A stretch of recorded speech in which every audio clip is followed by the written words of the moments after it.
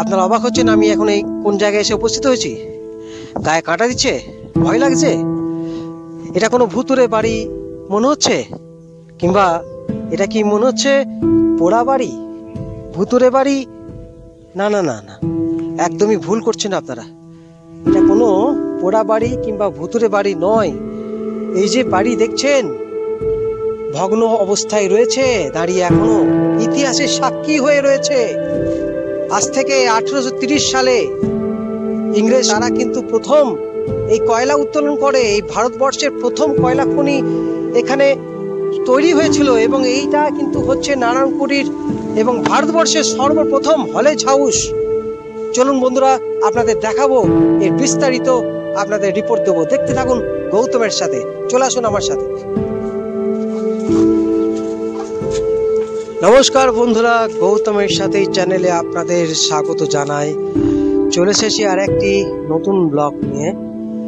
আপনাদের আমি সবসময় দেখানোর চেষ্টা করি ইতিহাস, এবং এই রানীগঞ্জের বুকে অনেক ইতিহাস লুকিয়ে আছে। আমরা সেই ইতিহাসকেই তুলে ধরার জন্য আজকে এই দামোদর নদীর ঠিক তীরে আমরা এখন এসে পৌঁছেছি নারায়ণপুরী গ্রামে। এবং আপনারা দেখতে পাচ্ছেন এখানে লেখাই রয়েছে বড় করে হলফ করে, ভারতবর্ষের প্রথম কয়লা খনি হলেজঘর, নারায়ণপুরী, রানীগঞ্জ, বর্ধমান।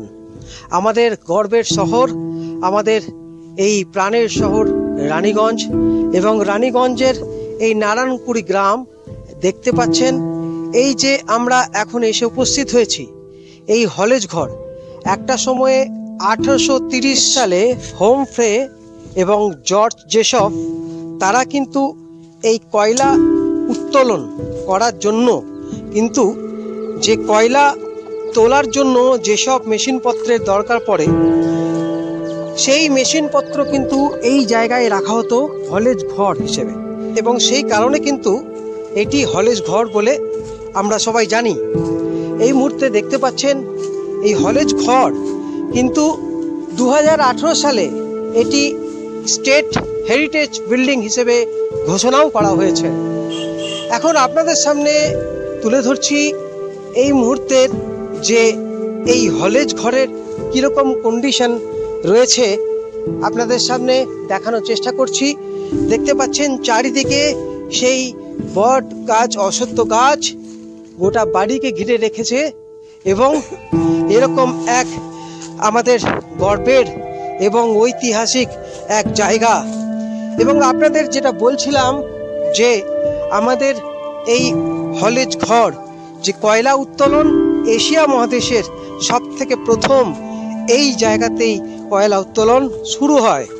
এবং আপনাদের যে গল্পটা বলছিলাম 1830 সাল, কিন্তু 1830 সালে তারা তো কয়লা উত্তোলন করার জন্য কয়লা শিল্প তারা করেছিলেন, কিন্তু তারপর কবিগুরু রবীন্দ্রনাথ ঠাকুরের দাদু, যাকে আমরা প্রিন্স দ্বারকানাথ ঠাকুর বলে জানি, আমরা এই মুহূর্তে যে রয়েছে আপনাদের দেখাচ্ছি আমাদের কবিগুরু রবীন্দ্রনাথ ঠাকুরের পিতামহ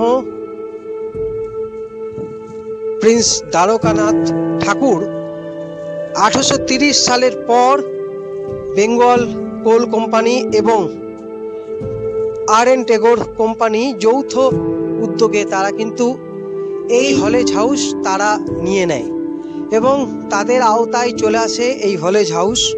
তারপর তারা তাদের নিজেদের মতো করে কয়লা শিল্প গড়তে থাকেন, কয়লা শিল্প উত্তোলন, এবং এই হলেজ হাউসে কিন্তু রীতিমতো আসা যাওয়া ছিল দ্বারকানাথ ঠাকুরের। আমরা এরকম এক জায়গায় এসে উপস্থিত হয়েছি যেখানে প্রিন্স দ্বারকানাথ ঠাকুরের চরণধূলি রয়েছে এই নারায়ণপুরীর হলেজ হাউসে। আমরা প্রতিবারে আপনাদের সামনে তুলে ধরার চেষ্টা করি ইতিহাস, এবং আমাদের এই রানীগঞ্জ শহরের আনাচে কানাচে অলি গলিতে কিন্তু ইতিহাস রয়েছে, এবং সেই ইতিহাসের উদ্ঘাটন, ইতিহাসের সামনাসামনি আপনাদের নিয়ে এসেছি। এবং আজকে দেখতে পাচ্ছেন এরকম এক দ্বারকানাথ কুটিরও বলা যেতে পারে, যেহেতু এখানে দ্বারকানাথ ঠাকুর এখানে এসে থেকেছেন, তাই এই হলেজ হাউস কিন্তু রীতিমতো একটা হেরিটেজ বিল্ডিং ঘোষণা হয়েছে 2018 সালে। এবং আজকের এই হলেজ হাউসের কি কন্ডিশন সেটা আপনাদের সামনে তুলে ধরার চেষ্টা করছি। দেখতে পাচ্ছেন এরকম এক ঐতিহাসিক হলেজ হাউস, যেখানে দ্বারকানাথ ঠাকুরের পায়ের ধুলো পড়েছে। আমাদের এই হলেজ হাউস, যার নামে নামাঙ্কিত দ্বারকানাথ ঠাকুর, উনি এসেছিলেন, উনি এখানে কয়লা শিল্প তার যে শুরুটা উনি করেছিলেন এই জায়গা থেকে। কিন্তু এখানে দেখতে পাচ্ছেন এখন চারিদিকে দেওয়াল জুড়ে ঘুঁটে দেওয়া হয়েছে এবং তার সঙ্গে এখন এই পরিস্থিতি আপনাদের সামনে তুলে ধরছি। জায়গাটাকে কিন্তু ঘেরা দেওয়া হয়েছে দেখা যাচ্ছে, কিন্তু রক্ষণাবেক্ষণ আমাদের যদি নিজেদেরকে আরও ভালোভাবে রক্ষণাবেক্ষণ করতে পারি, তাহলে কিন্তু এই রকম যে ইতিহাস আনাচে কানাচে অলিগলিতে রয়েছে, আমরা সেই ইতিহাসের হদিশ পেতে পারি। না হলে কিন্তু এই রকম দেখতেই পাচ্ছেন, ক্যামেরাম্যান সবিকনাকে বলবো যে এই সেই বাড়ি, এই বাড়িকে সুন্দর করে দেখানোর জন্য হলেজ হাউসকে হলেজ ঘরকেও বলা হয়। হলেজ হাউস কিংবা হলেজ ঘর ভারতবর্ষের প্রথম কয়লা খনি আপনাদের সামনে এখন তুলে ধরলাম। আপনাদের আমি যে কারণে আজকে এখানে নিয়ে এসেছি, যে এখানে এরকম এক ইতিহাস যে রয়েছে এবং সামনেই নদী, এবং যেহেতু নদী রয়েছে এবং কয়লা শিল্প এখান থেকে কয়লা উত্তোলন করে বিভিন্ন জায়গায় যাতে পৌঁছানো যেতে পারে, সেই কারণে কিন্তু নদীর আশেপাশেই এরকম হলেজ ঘর হয়ে থাকে। ঠিক সেটাই আপনাদের সামনে তুলে ধরলাম এবং চারিদিকে দেখছেন এখন ঝোপঝাড়ে ভর্তি হয়ে আছে। আর বেশি দূর আমি যাওয়ার চেষ্টা করছি না, দেখতেই পাচ্ছেন, তবু আমি এগিয়ে চলেছি একটু জীবনে ঝুঁকি নিয়ে, কিন্তু আর মনে হয় যাওয়া উচিত হবে না। দেখতে পাচ্ছেন আমরা পুরো জিনিসটা আপনাদের সামনে তুলে ধরলাম। পুরো এই যে হলেজ হাউস তার আশেপাশের চারদিকটা আপনাদের সামনে তুলে ধরলাম। এই মুহূর্তে আমি বন্ধুরা, দিনের পর দিন কিন্তু এই যে ইতিহাস এগুলো কিন্তু হারিয়ে যাচ্ছে। দেখতে পাচ্ছেন এখন এই মুহূর্তে এই যে দেখতে পাচ্ছেন, আমি একটুখানি যদি এখানকার ইঁটগুলো দেখাই, সেই পুরনো ইঁট কিন্তু এখনো রয়েছে। দেখুন এই সেই ইঁট, এই যে আমাদের সামনে এইখানে দেখানোর চেষ্টা করছি। তো আপনাদের এই যে ইতিহাস আজকে তুলে ধরছি, এই ইতিহাসের হদিশ এরপর আগামী 2-3 বছর পর যদি রক্ষণাবেক্ষণ ঠিকমতো না হয়, তাহলে নতুন প্রজন্ম কিন্তু এই ইতিহাস দেখার সুযোগ পাবে না, তাদের সামনে এই ইতিহাসের কোনো হদিশ থাকবে না। তাই জন্যে কিন্তু আপনাদের সামনে, আপনারা যারা ভালোবাসেন এই গৌতমের সাথে চ্যানেলকে, যে ইতিহাস আপনাদের সামনে তুলে ধরার চেষ্টা করি বলে আপনাদের সামনে আমি এই যে বোর্ড রয়েছে, বোর্ডের মধ্যে কিন্তু সব কিছুই এখানে লেখা ছিল একটা সময়। আমি আপনাদের সেই বোর্ডটাও দেখাবো। দেখুন এখন কি বোর্ডে কি লেখা রয়েছে। আমি কিন্তু এর আগে যখন এসেছিলাম এই বোর্ডে যা যা লেখা ছিল আমি আপনাদের সেই লেখাও কিন্তু আমার স্টিল ফটো করা আছে, সেই ছবি আপনাদের দেখাবো। কিন্তু আপনাদের এখন কি কন্ডিশন রয়েছে আপনাদের সামনে তুলে ধরার চেষ্টা করছি। বন্ধুরা দেখতে পাচ্ছেন এই যে হলেজ হাউস, এখানে কিন্তু এখানে পুরো জিনিসটা, পুরো ইতিহাস কিন্তু এখানে বর্ণনা করা ছিল। এখানে দেখতে পাচ্ছেন কিছু কিছু এখানে অবধি দেখা যাচ্ছে কিছু লেখা, কিন্তু আর কয়েক মাসের মধ্যে কিন্তু পুরোটাই এইভাবে লেখা মুছে যাবে এবং নিশ্চিহ্ন হয়ে পড়বে। এবং এই যে ইতিহাস আমরা যেভাবে তুলে ধরছি এই মানুষের কাছে, সেটা কিন্তু আর কয়েকদিনের মধ্যে কিন্তু আর কোনো মনে হয় না হদিশ থাকবে। এখানে আপনাদের সঙ্গে আলাপ করা এই গ্রামেরই বাসিন্দা রয়েছেন, আপনার নামটা বলুন একটু। আমার নাম তপন মণ্ডল। আচ্ছা তপন বাবু, এই যে একটা হেরিটেজ হাউস বলে ঘোষণা হয়েছে হলেজ হাউস, এই নারায়ণপুর গ্রামে 2018 সালে স্টেট হেরিটেজ হাউস বলে ঘোষণা হয়েছে। এবং সবচেয়ে আমাদের গর্বের ব্যাপার, রানীগঞ্জ শহরে প্রথম কয়লা উত্তোলন এবং এই ভারতবর্ষের মধ্যে প্রথম এই জায়গায়।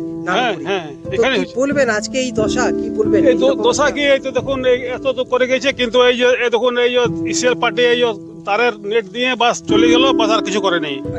এই পর্যন্ত করে পরে চলে গেল, আর কিছু নেই, রক্ষণ সক্ষণ কিছু নেই। তারের বেড়া দিল একটুকু, বাস দিয়ে পরে ঝামেলা শেষ করে দিয়ে চলে গেল। তারা কিছু বলে গেছিল কি এখানে এই তারের বেড়া দিয়ে যাওয়ার পর যে অনেক কিছু তো বলে গেছিল, কিন্তু কিছু তো করে নেই। কি কি বলেছিল আর তো খেয়াল নেই, অনেকদিন আগে তারা বেড়া দিয়েছিল, খেয়াল তো নেই। মানে আরো অনেক কিছু এখানে হওয়ার কথা ছিল। হ্যাঁ, এখানে ইয়ে করবো, পার্ক করবো, সামনে অতিথি যাবেন ওখানে আছে। আচ্ছা বন্ধুরা, এই যে আপনারা দেখতে পাচ্ছেন এই যে হলেজ হাউস, ভারতবর্ষের প্রথম কয়লা খনি উত্তোলন এবং রানীগঞ্জের বুকে। এবং এখানে আপনাদের দেখাই, এপাশে কিন্তু এইখানেই চানক, এবং এখানেই হলেজ হাউসে কিন্তু এই কয়লা উত্তোলন করার জন্য যেসব মেশিনপত্র দরকার, সেই মেশিনপত্রগুলো কিন্তু ওখানে থাকতো। সেই কারণে কিন্তু ওখানে হলেজ হাউস বলে ওখানে নাম দেওয়া হয়। এবং ওখানে থেকে এখানে কয়লা উত্তোলন, এবং সামনেই রয়েছে, আপনাদের সামনে দেখাই, দামোদর নদী।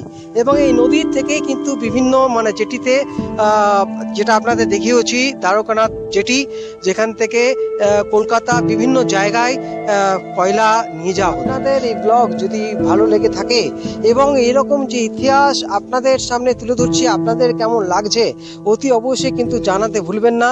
এইরকম এক নারায়ণপুরীতে হলেজ হাউস, যেটা ভারতবর্ষের প্রথম কয়লা উত্তোলন হয়েছে, এই হলেজ হাউসের এখন এই কন্ডিশন রয়েছে। বন্ধুরা, আগামী দিনে এই জিনিসটা আর দেখতে পাবো কিনা, আগামী বছরে নতুন প্রজন্ম তারা এই যে ইতিহাস তারা কোনো হদিশ পাবে কিনা, সেটা কিন্তু বলার অপেক্ষা রাখে না। তো বন্ধুরা, আমরা আজকে আপনাদের সামনে তুলে ধরলাম।